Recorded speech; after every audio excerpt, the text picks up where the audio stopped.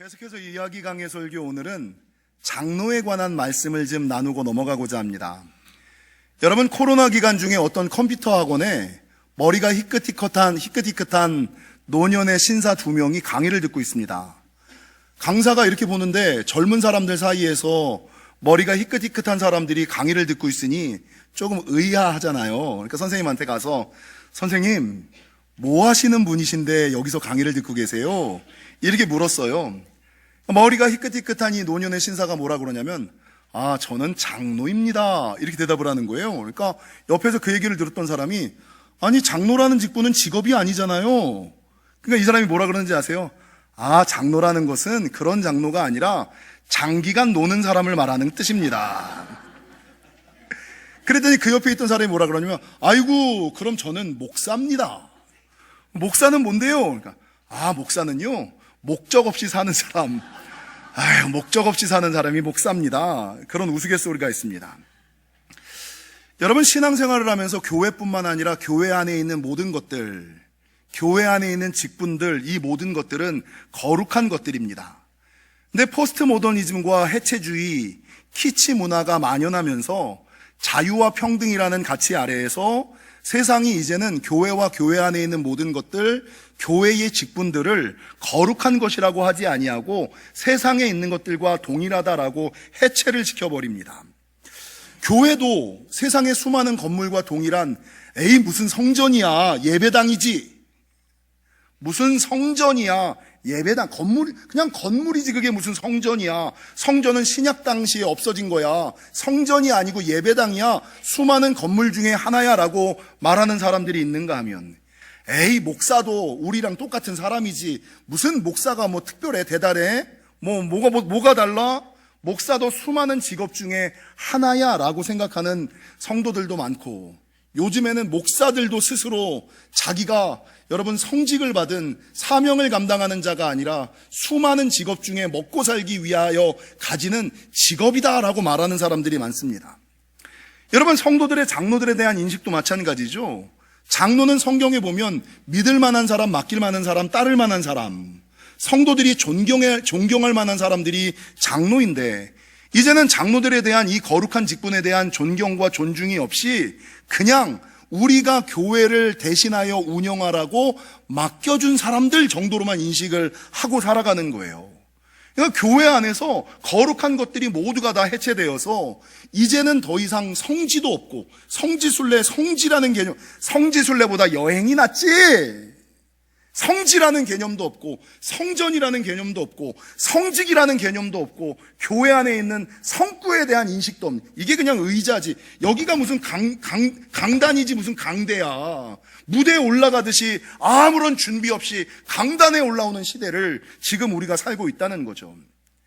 여러분, 문제는요, 교회와 교회 안의 모든 거룩한 것들이 해체되어 버려서 문제는 이제는 더 이상 아무도 거룩한 삶을 살려고 하는, 목사도 거룩하게 살려고 하지 않고, 장로도 신실하게 살려고 하지 않고, 성도도 구별되어 살려고 하지 않는 시대에 믿는 사람이나 믿지 않는 사람이나, 목사나 장로나 권사나 안수집사나 집사나 성도나, 믿는 사람이나 믿지 않는 사람이나 구분이 가지 않는 시대를 우리가 살고 있다는 것입니다. 여러분, 그럼 과연 성경에서는 이 장로라는 거룩한 직분들에 대해서 지금 우리가 가지고 있는 인식 정도로 인식하고 있을까요? 오늘 성경을 좀 한번 찾아보자고요. 오늘 본문 1절은 너희 중 장로들에게 권하노니 나는 함께 장로된 자요. 베드로가 장로들에게 편지를 쓰는데 뭐라 그러냐면, 사도인 나 베드로도 장로다.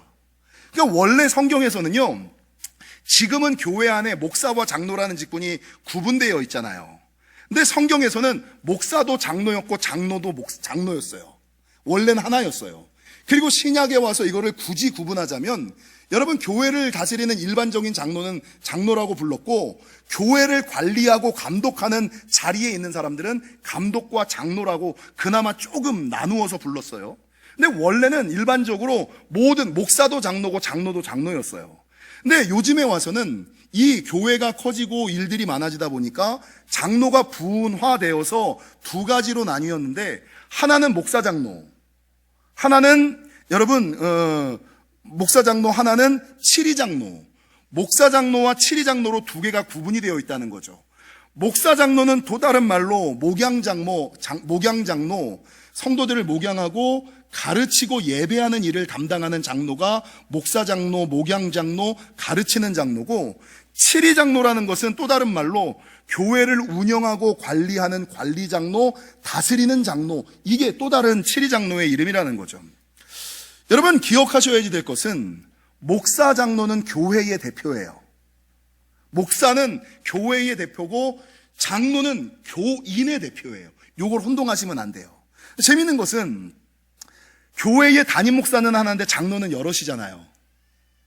장로가 교인 전체의 대표라면 목사도 한 명이면 장로도 한 명이어야 되잖아요. 근데 왜 모든 교회들이 담임 목사는 한 명인데 장로들은 여럿일까? 법으로 의하면 장로는 모든 교인들의 대표가 아니라 20명의 대표예요. 20명의 의견을 대신하는 사람이 장로예요. 근데 이거는 법적으로 그러고 한국 기독교 사회에서는 보통 뭐라고 얘기하냐면 성도 100명당 장로 1명. 그러니까 100명의 신앙을 책임지는 사람. 장로님들 100명의 신앙을 책임지십시오. 아멘들 안 하시네. 100명의 신앙을 100명을 대표하는 성도 100명을 대표하는. 그러니까 여러분 교인 수가 300명이면 장로 3명. 가장 이상적인 게 성도 100명에 장로 1명 정도가 가장 이상적이다라고 얘기를 하는 거죠. 문제는요, 장로라고 얘기할 때 목사 장로든 칠의 장로든 목양하는 장로든 관리 장로든 예배하고 교육하는 장로든 관리하고 운영하는 장로든 여러분 칠이 법에 따라서 교회를 운영하고 영혼들을 섬겨야지 된다는 거죠. 그래서 목사와 장로의 모임을 당회의 또 다른 이름을 칠의회라 그러거든요. 이 칠이라는 것은 내 생각대로 내 방법대로 세상의 흐름과 방법대로 영혼들을 돌보고 다스리고 교회를 운영하라는 것이 아니라 다스릴 치자에다가 이치이자 무엇을 따라? 말씀을 따라 성경을 따라 영혼을 섬기고 교회를 운영하고 하나님의 일들을 감당하는 사람이 진짜 장로, 목사 장로고 칠의 장로다라고 성경은 증거하는 거예요. 여러분 장로가 어디에서 연유했을까? 예전에도 제가 많이 설교했습니다만 장로의 유래는 민수기 11장에 나와요. 출애굽하고 나서 이스라엘 백성들이 너무나 많은데 그 모든 일을 감당할 모세가 너무 힘이 드니까 하나님께서 모세에게 뭐라 그러냐면 야 너와 함께 짐을 나눠질 자 70명을 뽑아라. 그 장로의 첫 번째 직무는 뭐예요? 목사와 함께 짐을 나눠지는 자. 그런 분들이 되시기를. 목사와 함께 교회의 짐을 나눠지는 자가 첫 번째 장로. 그리고 70명의 장로를 뽑은 다음에 제일 먼저 뭐 했냐면 성막을 둘러싸서 세웠거든요. 그러니까 장로의 직무는 뭐예요? 세상으로부터 교회와 영혼을 지키고 돌보는 자. 하나님께서 장로를 세우신 이유는 집사를 세우신 직분과 똑같하게 목사와 함께 짐을 나눠지고 교회와 영혼을 지키고 돌보라 라는 이유로 뜻으로 하나님께서 장로를 세우셨다라는 것이죠. 여러분 저와 오늘 여러분이 살폈던 본문 1절도 너희 중 장로된 장로들에게 권하노니 나는 함께 장로된다. 여러분 장로는 혼자 장로가 아니에요. 나 혼자 있다면 장로가 아니야. 성도 없는 목사가 목사예요? 예. 함께 장로해요. 근데 누구와 함께 해야지 되느냐? 여러분 목사와 함께 교회와 함께 성도와 함께 할 때. 그러니까 독불장군 내 뜻대로 하는 사람은 장로 아니에요. 성도와 함께하고 교회와 함께하고 목사와 함께하고 장로와 함께하고 남들과 함께하는 마음을 가진 자가 장로다라고 오늘 얘기하는 거예요. 장로에 대한 설교를 할 때마다 세상에 많은 설교자들이 하는 동일한 농담이 하나 있어요. 어느 장로님이 죽어서 천국을 갔어요. 근데 천국을 갔는데 자기보다 먼저 간 집사가 천사로부터 식사 대접을 받는 거야.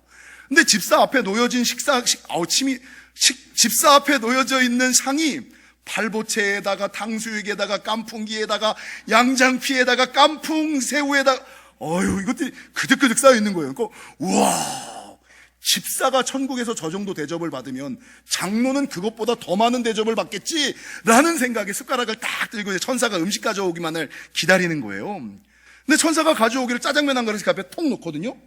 이게 얼마나 황당해요. 그래서 아니 천사님 집사는 저렇게 주면서 나는 짜장면 한 그릇이 뭐예요? 라고 얘기하니까 이 천사가 뭐라 그래요? 그냥 먹어. 니네 다니면 배달 나갔어. 어? 여러분, 이게 성도들의 그러니까 우스갯소리, 누구나 다 알고 있는 우스갯소리인데, 목사와 장로에 대한 세상의 이해 수준이 이거예요. 그럼 성경에서는 과연 목사와 장로가 그 정도 수준의 사람들이 목사와 장로일까? 여러분, 오늘 본문에서 하나님께서는 장로된 자에게 세 가지 축복을 주신다라고 얘기를 해요. 장로가 되시기를 좀 축원합니다. 하나님께서 장로된 자에게 어떤 축복을 주시느냐? 1절 하반절에 보니까 그리스도의 고난의 증인이요 나타날 영광에 참여할 자, 하나님의 영광에 함께 참여할 자. 하늘에서 잔치가 벌어질 때 하나님 혼자 잔치상에 있는 것이 아니라 전장로 일로 와, 서장로 일로, 하나님의 잔치, 하나님의 영광에 함께 참여하는 자들, 하나님의 영광에 함께 참여하는 자들. 11절에 보세요. 하나님께서 장로들에게 어떤 걸 뭘 주세요? 권능을 부어주시는 자. 그래서 여러분, 성경에 보면 너희가 병이 있거든 장로들에게 고하여 병 낫기를 위하여 기도받으라 이러잖아요. 왜 장로님들에게 안수 기도를 받고 중보 기도를 부탁해야 될까요? 하나님께서 기름 부음 받은 사람에게 무엇을 주셨어요? 권능을 주셨기 때문이에요. 그러니까 장로는 하나님의 영광에 참여할 뿐만 아니라 하나님으로부터 권능을 물려받은 사람. 4절에 보세요. 그리하면 목자장이 나타나실 때에 시들지 아니하는 영원한 관을 쓰는 사람들이 장로라는 거예요. 우리 장로님들 그런 걸 쓰시길. 이 세 가지 축복이 있는, 그러니까 우리가 생각하는 어정쩡한 목사, 어정쩡한 장로가 아니라 하나님, 쉽게 얘기하면 제가 이제 상상하는 거예요. 제 평생의 기도 제목 가운데 하나가 금요성령 집회 때도 제가 말씀드렸지만, 하나님이 허락하시는 한 인간이 갈 수 있는 하나님 가장 가까운 자리까지 가는 신앙이 되게 하여 주옵소서. 이게 제 기도 제목이에요. 평생의 기도 제목이에요. 인간이 갈 수 있는, 하나님이 허락하시는 한 하나님 가장 가까운 자리까지 나아가는 신앙이 되게 하여 주옵소서. 이게 제 평생의 기도 제목이거든요. 근데 장로들에게는 어떤 은혜와 축복을 주시느냐? 하나님의 영광에 참여하고 권능을 주고 시들지 않는 관을 씌워서 천국에 가면 하나님께서, 여러분 옛날 왕 옆에는 우의정과 영의정이 있었죠? 너는 우의정, 너는 영의정. 하나님 옆자리에 앉는 은혜와 축복을 누구에게 주세요? 장로들에게 주시는 거예요. 목사에게 주시는 거고 장로들에게 주시는 거예요. 근데 많은 사람들이 자기 아들이 목사가 된다 그러면, 장립 받으라 그러면, 에이, 저 장로 안 해요. 에이, 우리 아들 고생시키려고 목사 안 시켜. 이게 왜 그래요? 성경에서 말하는 목사와 장로에게 주시는 은혜와 축복에 대한 믿음이 있는 것이 아니라, 좀 전에 제가 농담처럼 얘기했던 세상 사람들이 바라보는 목사와 장로에 대한 이해 수준을 가지고 신앙생활을 하니까, 하나님께서 그를 기름 부음 받아 장로의 반열에 세우시고 하나님께서 그를 훈련시켜 목사의 자리로 부르시는데, 굳이 뜯어 말리면서까지 너 목사하지 마라, 목사하면 힘들단다, 너 장로하지 마라, 장로하면 교회에서 고롭단다, 이런 소리와 생각을 하며 살아가는 것이 여러분 우리들의 수준이라는 거죠. 장로 해보시니까 어떠세요? 장로님 할만하세요? 장로님들 죽겠어요? 할만하세요? 될만하세요? 아닌가 보네. 심란하네. 따라하겠습니다. 할만합니다. 될만합니다. 시킬만합니다. 저는 그래요. 저는 내 아들, 우리 아들 예배 안 드리지? 일부 예배 드렸으니까. 우리 아들이 좀 연약함이 있어서는 목사를 안 시켜요. 사람의 좀 고집이 있어. 그래서 너는 듣는 훈련이 안 되면 목사하면 안 돼. 하나님의 음성을 들을 줄 모르고 사람들의 니들을 들을 줄 모르는데 무슨 목사야? 듣는 훈련이 안 되는 사람들, 책 읽는 거를 싫어하는 사람들, 이런 사람들은 절대 목사하면 안 돼. 네가 목사가 되면 성도들이 고로와. 이런 사람들은 제가 목사를 안 시켜요. 우리 아들도 아빠 나 목사 해볼까? 청소년이 때 얘기해. 아니, 너 그냥 세상 가서 살아. 괜히 성도들이 힘들어. 이렇게 얘기를 하거든요. 근데 만약에 우리 아들이 목사를 된다 그러고 누군가 목사가 된다 그러면, 여러분 저는 될 만하다고 말하고 싶어요. 할 만하다고 말하고 싶어요. 난 만약에 그것만 고쳐진다면 난 시키고 싶어. 왜? 한평생 살아가면서 최고의 은혜와 최고의 기쁨과 최고의 영광은 어떤 사람에게? 장로의 반열, 목사 장로와 치리 장로, 관리 장로의 반열에 선 믿음의 끝, 신앙의 끝, 하나님께서 우의정과 영의정의 자리에 앉히시는 사람들, 이게 장로의 신앙과 장로의 축복을 가지고 살아가는 사람들이라는 겁니다. 근데 보통 사람들이 이 장로에 대한 부정적인 인식을 가지고 있는 것은, 여러분, 우리가 보고 있는 장로님이 성경에서 말하는 장로님과의 모습이 좀 다르다는 거예요. 그래서 오늘 본문을 보면 베드로후서 5장은 장로들의 행동 지침 5가지와 장로들이 조심해야 되는 당부사항 3가지를 얘기해요. 장로님들은 하나님께서 장로들에게 명령하시는 행동 지침 이 5가지를 내가 지키는지, 그리고 하나님께서 장로들에게 요구하시는 3가지 주의사항을 내가 주의하고 있는지, 그리고 장로가 아닌 분들은 여러분이 장로 신앙이 되고 장로의 축복을 받기 위하여, 여러분의 자녀들을 장로의 반열에 세우기 위하여 여러분 이 5가지와 3가지를 좀 점검해 보시기를. 5가지는 무엇이냐? 오늘 본문 2절에 보니까 너희 중에 있는 하나님의 양모리를 치되, 첫 번째 어떻게 하지 말라고요? 억지로 하지 말고. 하나님의 일은 어떻게 하라고요? 억지로 하면 안 돼요. 억지로 하면 안 돼요. 찔러서 하면 안 돼요. 시켜서 하면 안 돼요. 장로 정도 됐으면 하나님의 일을 목사가 말해야 하는 사람이 아니라, 집사들 중에서 장로가 되기를 원하는 사람이면 목사가 시키고 말하고 이해시키고 설득해서 그제서 마지못해 이렇게 일하는 사람이 아니라 장로 신앙 정도 되면, 여러분 오늘 본문 억지로 하지 않고 알아서 먼저, 이게 억지로 하지 말라가 첫 번째. 2번째 뭡니까? 하나님의 뜻을 따라 무엇을 한다고요? 자원함으로, 스스로 알아서 하는 신앙. 자원함으로 알아. 3번째가 뭡니까? 더러운 이득을 위하여. 교회 일을 내 이익과 연결해서는 안 돼요.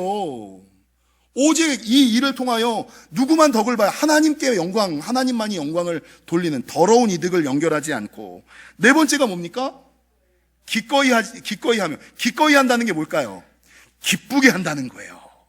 여러분, 신앙생활하면서 신앙생활을 하든 헌금을 하든 내가 하나님께 내어놓은 것이 복이 되지 않고 하늘에 쌓이지 않는 사람들이 있어요.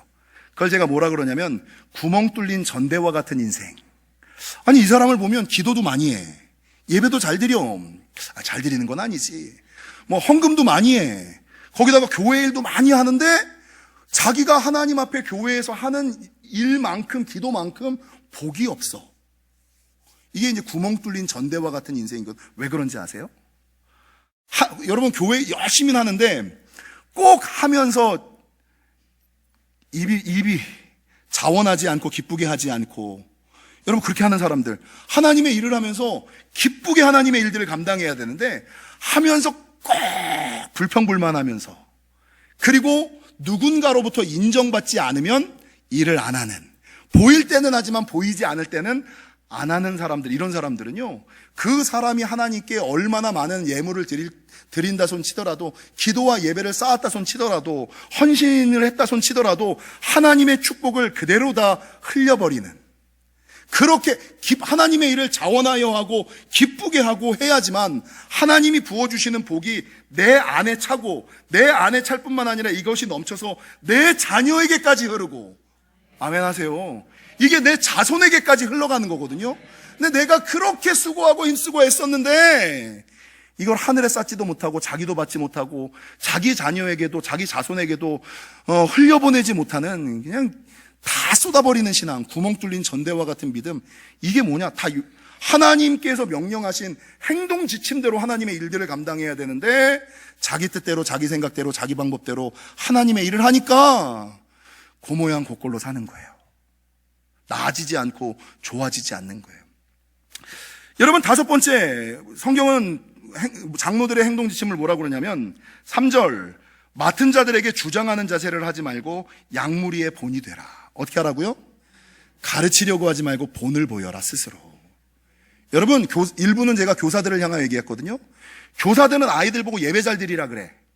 부모들은 자녀들에게 기도하라 그래. 그런데 교사들이 무릎 꿇고 예배하는 모습을 안 보여. 아이들 보고 기도하라 그러면서 자기는 기도를 안 해. 여러분, 아이들은, 저 뒤에 잠옷실에도 쓰여 있습니다만, 아이들은 가르치는 대로 자라지 않고 본대로 자랍니다. 되레기 있는 자들. 아이들은 가르치는 대로 남편도 가르치는 대로 바뀌지 않고 보여지는 대로 바뀌는 거예요. 여러분, 하나님의 사람, 목사나 장로는 성도들에게 이래라 저래라 말하는 사람이 아니라 이렇게 섬겨야지 된다, 이렇게 감당해야 된다는 것을 몸으로 보여주는 사람이 장로 신앙이에요. 이게 장로들의 행동 지침 5가지. 이 5가지에다가 3가지를 더 당부하고 계세요. 장로들이 조심해야지 될 것 3가지는 7절에 보니까 너희 염려를 다 주께 맡겨라. 목사님, 이렇게 살면 어떻게 잘 살 수 있어요? 많은 사람들이 교회 안에 안수집사, 권사, 장로로 세워질 때 걱정하고 근심하는 게 있어요. 여러분, 안수를 받는다는 게 어떤 의미예요? 안수는 구별됐다는 얘기예요. 안수는 구별되어지고 하나님의 손에 붙들림 받았다는 얘기예요. 안수받기 전과 안수받기 이후는 이제는 다르게 산다라는 거예요. 구별되어 하나님만을 위하여 살아가겠다. 근데 안수받은 사람 중에 안수받았음에도 불구하고 내 일과 하나님의 일이 부딪힐 때, 가정과 교회가 부딪힐 때 사람들은 다 뭘 먼저 선택해요? 거의 90%는 자기 일과 자기 가정을 먼저 선택하거든요. 왜 그럴까요? 왜 그럴까? 여러분, 옛날에 그 성경에 보면 부자 청년과 아버지의 장례를 준비하는 어떤 청년에게 예수님께서 뭐라고 말씀하셨냐면, 죽은 자들이 그들의 죽은 자들을 장사하게 하고 너는 나를 따르라. 그러니까 사실 내 일을 제껴놓고 교회 일을 한다는 게, 가족의 일을 먼저 하지 않고 하나님의 일을 한다는 게 이게 웬만한 믿음과 결단이 없으면 안 돼요. 그러니까 이게 걱정이 되고 근심이 되는 거야. 내가 이걸 내 일을 내려놓고 하나님의 일을, 교회 일을 우선하고 하나님의 일을 우선하면 이게 될까? 내 자녀가 피해보는 건 아닐까? 걱정되진 않을까? 근데 주님이 뭐라 그러시는 거예요? 오늘 7절, 너희 염려를 다 주께 맡기라. 이는 그가 뭐 하신다고요? 야, 네가 네 자녀를 돌보는 것보다 내가 네 자녀를 돌본다고. 네가 네 생업을 꾸려가는 것보다 내가 네 생업을 꾸려간다고. 내가 너를 돌보심이라라고, 주가 너를 돌보심이라라고 분명히 말하고 있거든요. 여러분, 예수님께서 뭐라 그러냐면, 손에 쟁기를 잡고 뒤를 돌아보는 자는 하나님 나라에 합당하지 않다. 아니, 안수를 받았는데 여전히 먹고 사는 문제 때문에 그냥 절절절절절절 매고, 하나님의 일보다 자기 일을 우선하며 살아가는 사람들, 손에 쟁기를 잡고 뒤돌아보면서 괜히 안수 받았어, 괜히 안수집사 됐어, 괜히 권사 됐어, 괜히 장로 됐어, 뒤를 돌아보는 사람은 하나님 나라에 합당하지 않다, 이렇게 얘기하거든요. 제가 말씀을 준비하다가 여러분, 예수님의 12제자 중에 가장 탁월한 수제자는 당연히 베드로, 그리고 바울, 요한, 이런 사람들이 로마에 가니까요, 로마의 4대 성당, 전 세계에서 가장 큰 성당이, 가장 능력 있는 성당이 딱 4개가 있대요. 첫 번째가 베드로 성당, 두 번째가 마리아 성당, 세 번째가 요한 성당, 네 번째가 바울 성당이에요. 근데 왜 바울, 요한, 베드로 이런 사람들이 사도 중에서 제일 윗자리 수제자가 됐을까? 성경에 보면은요, 마가복음 1장 18절에 예수님께서 베드로를 부를 때 베드로는 어떻게 됐느냐? 예수님의 말씀대로 그물을 쳤는데 이 그물이 찢어질 만큼 물고기가 잡힌 거야. 근데 예수님이 그때, 왜 하필이면 그때 불러? 나를 따르라 부르시거든요. 근데 이 물고기, 내 이름은 계약이 3억짜리가 떨어지는데 왜 하필이면 이때 부르지? 근데 그때 베드로가 어떻게 하냐면, 마가복음 1장 18절, 그물을 버려두고 주를 쫓으니라. 꽉 찬 그늘, 찢어질 듯한 그물을 버려두고 주를 쫓으니라. 여러분, 더 대단한 것은 야고보와 요한이거든요. 야고보와 요한은 마태복음, 마가복음, 누가복음에서 예수님이 부르는 장면을 그대로 정리를 하는데, 마태복음 4장 22절에 예수님께서 야고보와 요한을 부를 때 4장 22절, 배와 아버지를 버려두고. 여러분, 베드로도 버려두고 예수를 쫓았잖아요. 야고보와 요한은 베드로는 그물을 버려두고 쫓았어. 근데 야고보와 요한은 배와 아버지를, 물질과 소유를 버려두고 예수님을 쫓아요. 그 옛날 모세가 하란에서 이루어 놓은 모든 것들을 버려두고 가나안 땅으로 간 것처럼, 마가복음 1장 20절은 뭐라고 증거하느냐? 그 아버지 세베대를 품꾼들과 함께 배에 버려두고. 맨 처음에는 아버지와 배를 버려뒀잖아요. 근데 그 다음에는 아버지와 품꾼들과 배를 버려두고. 근데 누가복음 5장 11절은 뭐라고 증거하느냐? 아버지와 배, 아버지와 품꾼과 재산. 누가복음 5장 11절은 모든 것을 버려두고 주를 쫓으니라. 사도신앙은 뭐예요? 모든 것을 버리고. 어떻게 버릴 수 있어요? 주님이 여러분 거지 만들라고 버리라 그러세요? 예? 왜 버리라 그러실까? 하늘의 좋은 것으로 채워주시려고. 그 믿음이 있으면 버릴 수가 있어요. 맡길 수가 있어요. 근데 그 믿음이 없으니까 이 자기께 자기 건지라고 움켜쥐고 사는 거야. 내가 이거를 흘려보내면 하나님께서 더 좋은 것, 더 새 것으로 주실 거라는 믿음이 있으면 과감하게 여러분 플로잉 할 수 있고 서스펜디드 할 수 있어요. 근데 그 믿음이 없으니까. 그래서 장로들을 향해, 야, 장로들은 버려두는 신앙이야. 너희 염려를 다 주께 맡기는 신앙, 하나님이 돌보시는 신앙, 그게 장로 신앙이고 장로 믿음이야 라고 얘기하는 거예요. 두 번째, 장로 믿음은 어떨까? 8절에 보니까 근신하라 깨어라 너희 대적 마귀가 우는 사자와 같이 두루다니며 삼킬 자를. 여러분 이 본문을 말세의 성도들을 향한 말씀이라고 우린 다 알고 있잖아요. 근데 오늘 본문을 보면 이 말씀은 베드로 사도가 누구를 향하여 하는 말씀이에요? 장로들을 향하여 하는 말씀이에요. 엄밀하게 보면. 왜 그럴까요? 장로는 목사 장로가 있고 칠위 장로, 일반 장로가 있다 그랬죠. 여러분 마귀가 교회를 흔들 때 제일 쉬운 방법은 뭐예요? 목사를 흔들어 버리는 거예요. 두 번째 쉬운 방법은 뭘까요? 장로를 흔들어 버리는 거예요. 세 번째 쉬운 방법은 뭘까요? 안수 집사들을 요동시켜 버리는 거예요. 그래서 전 세계뿐만 아니라 한국 교회의 문제는 안수 집사, 장로, 목사들이 다 문제를 일으켜. 그죠? 근데 다 기름 부음 받은 안수, 함부로 안수 받으면 안 되는 거예요. 이 세 사람이 다 만들어. 재밌는 것은 여러분 안수는 안수 집사, 권사, 장로, 목사가 받아요. 근데 문제는 안수 집사와 장로와 목사들만 이렇게. 왜 권사들이 빠졌을까? 권사와 안수 집사, 권사와 장로, 권사의 목사의 차이는 뭘까요? 거의 대부분 권사님들이 뭘 해요? 기도를 하시잖아요. 말씀을 몰라도, 학력이 없어도, 지식이 없어도, 세상 능력이 없어도 권사님들은 새벽에 뭐예요? 기도하시잖아요.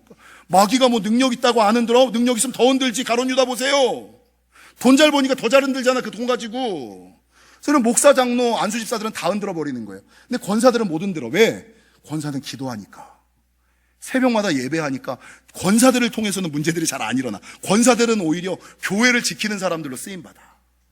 그래서 여러분 오늘 본문에서 근신하라 깨어라 제발 좀 조심해라 라고 장로들을 향하여 말하는 이유가 뭐예요?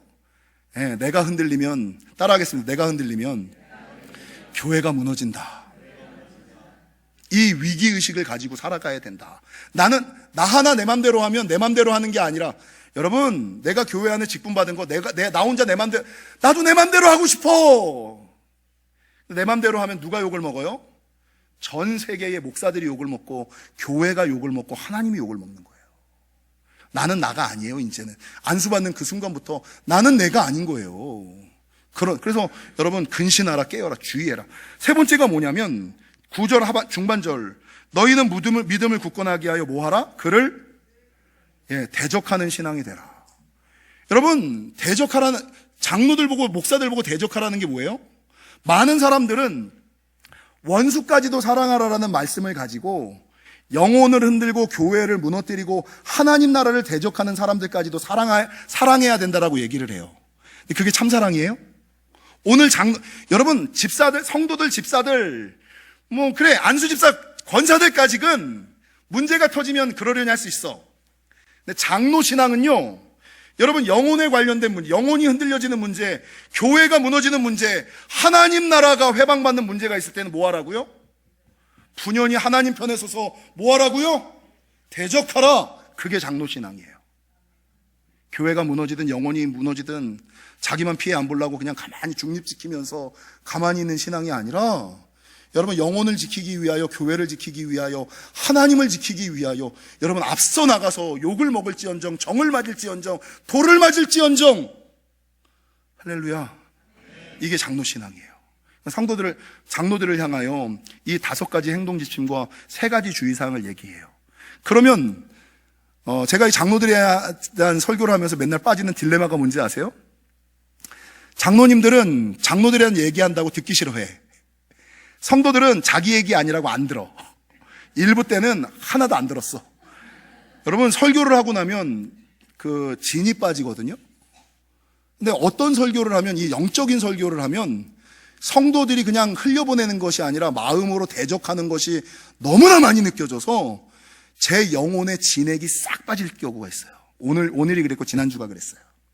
설교 하나 하면 그냥 속옷부터 겉옷까지 양복까지 다 젖어요. 야, 이건 절대 안 듣는구나.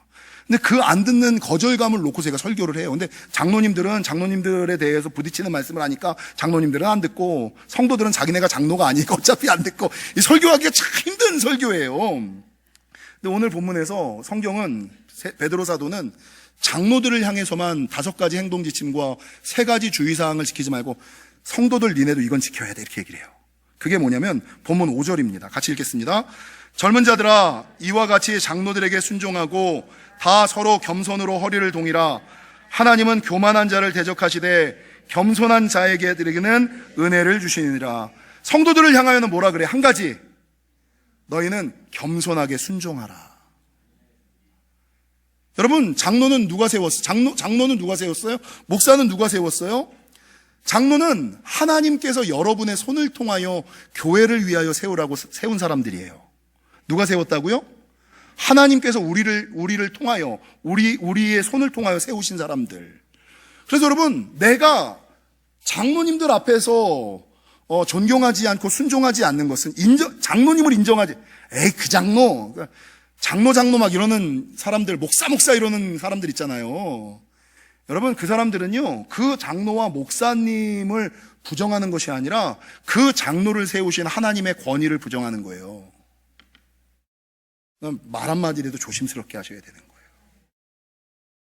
거예요. 네가 모르는 그 장로의 탁월함이 있으니까 하나님이 세우신 거지. 네가 모를 뿐이지.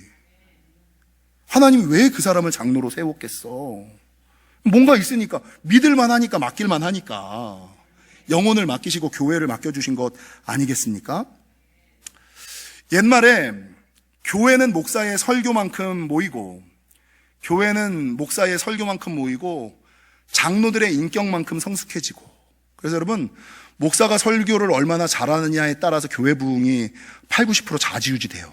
그래서 목사는 설교하는데 모든 에너지를 쏟아야 돼요. 그러니까 교회는 목사의 설교만큼 모이고, 성도들의 성숙은 장로들의 인격만큼 성숙하고. 그래서 장로님들은 늘 인격적으로 화내시면 안 돼요, 소리 지르시면 안 돼요, 늘 인격적으로. 그리고 5가지 행동 지침과 3가지 주의사항을 10계명처럼 가슴에 품고. 여러분, 더 나아가서 교회는 평신도들의 사역하는 만큼 풍성해집니다.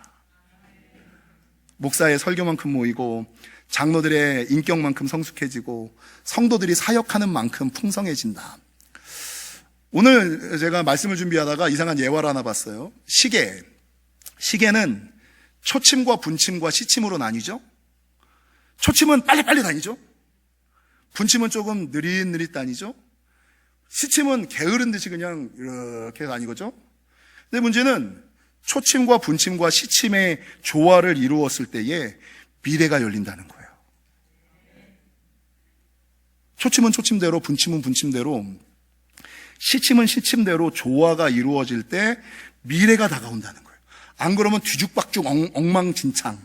교회도 여러분, 목사와 장로와 회중이, 성도가 조화로울 때, 더 나아가서 목사와 회중과 성령님이 삼위일체적으로 유기적으로 움직일 때 부흥하고 성장하는 거지. 이제는 목사 혼자 잘한다고 되지 않고, 장로님들이 용쓴다고 되지 않고, 성도님들이 한다고 되지 않는 시대를 우리가 지금 살고 있음을 기억하시고, 우리 교회의 운명, 하나님 나라의 운명은 저와 여러분 모두에게, 그리고 성령님의 은혜를 간구하여만 될 수 있음을 기억하시고, 우리 교회가 분침과 시침과 초침이 조화로운 것처럼 목사와 장로와 성도가, 목사와 회중과 성령님께서 조화롭게 되어서 미래를 열고, 시간이 지나면 지날수록 부흥하고 성장하는 큰 교회, 바른 교회, 건강한 교회가 되시기를 주님의 이름으로 간절히 축원합니다.